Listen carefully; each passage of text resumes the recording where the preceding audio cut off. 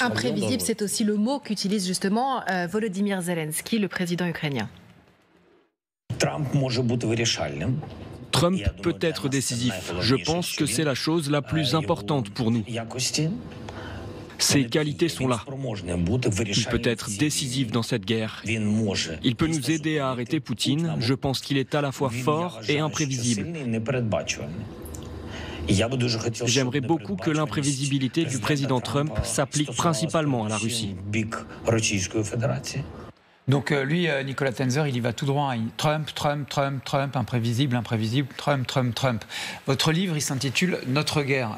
De votre point de vue, est-ce que, disons, le règlement de ce conflit, ce sera notre paix ou celle que vous appelez de vos voeux, c'est-à-dire une Ukraine intégralement souveraine, notamment sur le Donbass et la Crimée, avec un Poutine qui capitule, ou alors ce sera une Pax Americana, celle de Trump, qui est plus favorable à l'idée qu'en réalité, M. Poutine continue d'occuper le Donbass, la Crimée, et que l'Ukraine reste souveraine sur ce qui lui reste de territoire, avec des Européens chargés de garantir la sécurité de l'Ukraine. Est-ce qu'on en a les moyens? Est-ce que c'est réaliste? Alors, à vrai dire, je ne sais pas du tout sur quoi ça va déboucher. Ce que je vois, d'abord, c'est effectivement que le président Zelensky, vous avez passé cet extrait, a confiance. Parce que je reviens une seconde sur cette notion d'imprévisibilité. On le sait, c'est la base de la dissuasion, notamment d'ailleurs nucléaire, mais c'est la base de la dissuasion tout court, c'est-à-dire ne pas savoir ce que l'autre va faire. Et quand Zelensky dit, ben voilà, on va voir peut-être que vis-à-vis de Poutine, Trump va être imprévisible, ça veut dire que Poutine ne va plus savoir calculer.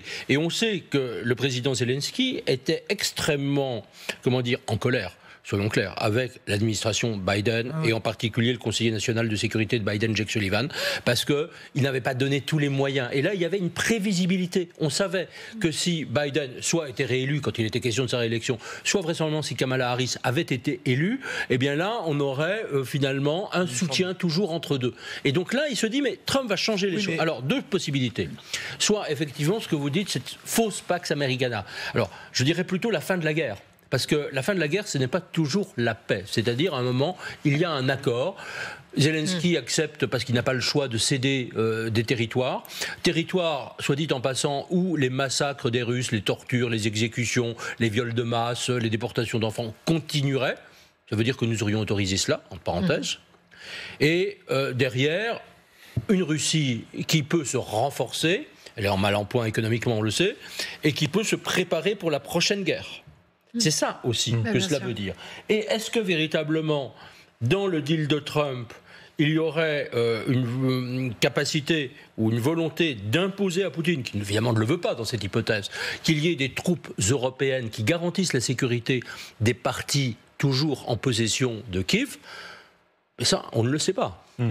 Ouais, en tout cas, donc disons que cette solution-là, avec au moins des troupes qui garantissent la sécurité des territoires libres, c'est déjà un moindre mal, mais ce n'est certainement pas une solution qui va amener la paix à long terme. Juste un mot, vous disiez, bon voilà, Zelensky, on l'a entendu, il parie sur le côté imprévisible de Trump, ça peut pencher d'un côté ou de l'autre, pourquoi pas. Mais en tout cas, Trump, il a commencé à donner des indications. Vous parliez de l'administration Biden, de Kamala Harris et de ce qu'elle aurait été, c'est-à-dire du Biden Light. Monsieur Trump, il a dit, c'est fini les attaques MS, c'est-à-dire les frappes en profondeur à partir du territoire ukrainien vers la Russie. Il est clair, il est net, c'est terminé. Donc, en gros, il désarme un peu l'Ukraine, il la rend plus fragile et plus vulnérable, il donne tout de même une indication de ce que pourrait être la Pax Americana. On a quand même des idées quand même. Encore une fois, vous avez tout à fait raison, c'est-à-dire qu'aujourd'hui, vous avez ces indications, vous avez aussi quand même des propos d'une partie de son entourage qui dit des choses un tout petit peu plus, un peu différentes. C'est à Keith Kellogg, son envoyé spécial voilà, notamment. Alors, ça change suivant les jours. Vous avez des pro-russes au sein de l'équipe Trump, soyons parfaitement clairs. Vous avez son vice-président d'abord, J.D. Vance. Vous avez son fils, Donald Trump Jr. Vous en avez un certain nombre d'autres qui sont là et qui sont... Bon. Donc on ne le sait pas. Vous avez, et à un moment, Trump qui devait ne rien faire, rappelez-vous, c'est lui qui a donné l'ordre, et c'était une grande chose d'ailleurs de son premier mandat, d'exécuter Soleimani, le chef des gardiens de la Révolution, et il l'a fait sans état d'âme, alors qu'il était quand même sur une ligne, voilà, il ne faut pas trop intervenir. Donc on ne sait pas du tout ce qu'il va faire aujourd'hui. Et puis, encore une fois, les Européens, il ne faut pas oublier que l'Europe, dans son intégralité, a donné plus d'armes à l'Ukraine que Les États-Unis l'ont fait. Donc les États-Unis, l'Europe, ils vont quand même pouvoir dire Voilà. ça, on n'accepte pas. Oui, mais vous disiez tout à l'heure que l'Europe n'était pas anecdotique dans la résolution de ce conflit et dans l'idée d'avoir, on va dire, des scénarios de la paix sur la table. Néanmoins, on a appris que si au début du conflit, il y avait eu cette fameuse dépendance au gaz russe qui avait fait frémir, on s'en était retiré. Et pourtant, quand on lit Le Point cette semaine, on apprend que la France, notamment, et l'Europe se rendraient dépendants maintenant de la Russie via les engrais. Ça peut paraître anecdotique, mais entre 2021 et 2020, et depuis le début du conflit, on va dire, les ventes d'engrais où on dépend de la Russie ont bondi de près de 117%. Donc est-ce que la dépendance qu'on lâche d'un côté sur le gaz, on ne la reprend pas d'un autre côté sur les engrais, quitte forcément à être beaucoup moins puissant quand on se retrouve autour d'une table des négociations? Je pense effectivement qu'il y a de la part d'un certain nombre de pays européens, y compris le nôtre, la France, il y a à un certain moment une incohérence absolument totale. Parce que vous avez parlé des engrais, effectivement cet article de Jadine Wormser du Point, effectivement, qui est tout à fait passionnant d'ailleurs là-dessus. Mais vous avez également, il ne faut pas oublier, le gaz naturel liquéfié que la France notamment continue à acheter. Moi je trouve ça absolument anormal. C'est-à-dire que d'un côté nous soutenons l'Ukraine, nous dépensons des milliards, heureusement d'ailleurs, nous donnons des armes, et puis de l'autre côté nous nous rendons dépendants. Je veux dire, et en plus sans aucune raison, parce que pour le gaz naturel liquéfié, il y a beaucoup d'autres sources d'approvisionnement. Pour les engrais, j'en suis absolument certain. Donc je pense qu'on est dépendant. En même temps, tous les pays européens, à un certain moment, je dirais, c'est quand même le test pour eux. Oui. Parce que qui va le plus souffrir s'il y a une fausse paix ou une demi-paix, c'est-à-dire où on n'a pas une Ukraine, je dirais, véritablement restaurée dans sa souveraineté et son intégralité. Ceux qui vont le plus souffrir, le risque principal, ce sont les Européens.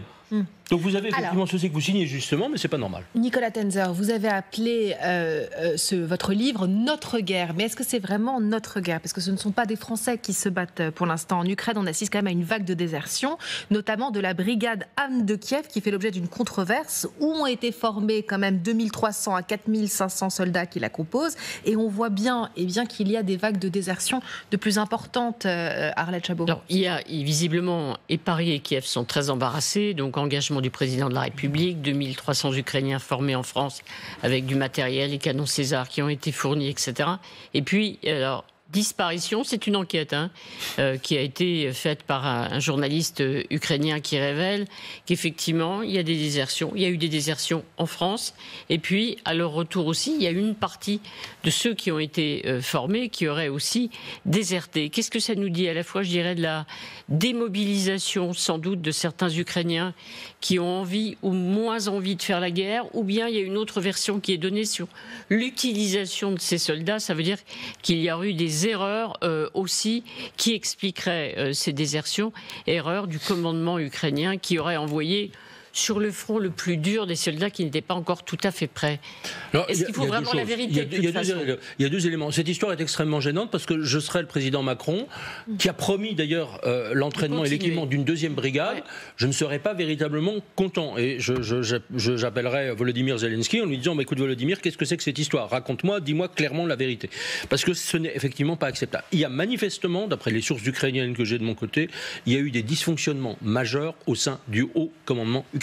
Parfaitement évident. Je dirais dans la pratique, il y a eu... Sur l'utilisation des soldats qui... Dans l'autorisation, c'est-à-dire que plutôt que de les garder ensemble, les équiper, les faire combattre ensemble, parce que ce pourquoi ils ont été effectivement formés en France, on en prend certains éléments, on les envoie, pardon de l'expression, malheureusement au casse-pipe, voilà, sans protection, sans les drones qui permettent de leur protéger. Donc là, il y a de la part du commandement ukrainien quelque chose qui est complètement Et justement, vous dites pas, ce sont des civils, des gens ordinaires, des travailleurs qui viennent de villages, etc. Est-ce qu'il n'est pas temps, justement, même si je comprend à quel point il faut une bonne paix et non pas une mauvaise paix, de mettre fin à ce conflit dans le sens où les gens n'ont plus envie d'y aller, justement. Alors, je pense qu'il y a deux... Alors, d'abord, encore une fois, si on regarde les sondages aujourd'hui, vous avez une majorité d'Ukrainiens qui disent absolument clairement nous devons absolument aller jusqu'au bout. Comme le disait une ancienne députée ukrainienne, si nous combattons, nous allons perdre des milliers des nôtres. Si nous arrêtons de combattre, nous en perdrons des millions. Et je pense qu'il y a alors, qu'il y ait effectivement des désertions, oui, parce que précisément, à un certain moment, quand les soldats sont mal équipés, qui n'ont pas assez d'obus, qui n'ont pas assez d'armement, qu'ils ont l'impression que les Occidentaux les lâchent, voilà, bien sûr. Et donc il faut mieux, en tout cas, que Vladimir Poutine capitule de lui-même, si je puis dire, si je peux résumer, parce qu'il va falloir qu'on rende l'antenne dans quelques secondes. Il faut essayer de le forcer, effectivement, à aller dans cette direction. Voilà, c'est ça. Mais ça dépend aussi de nous, pas des Français nécessairement uniquement, mais des Occidentaux. Regardez l'état de la Russie, un seul mot. on a la capacité. Il ne faut pas être défaitiste quand on voit l'état de la Russie aujourd'hui.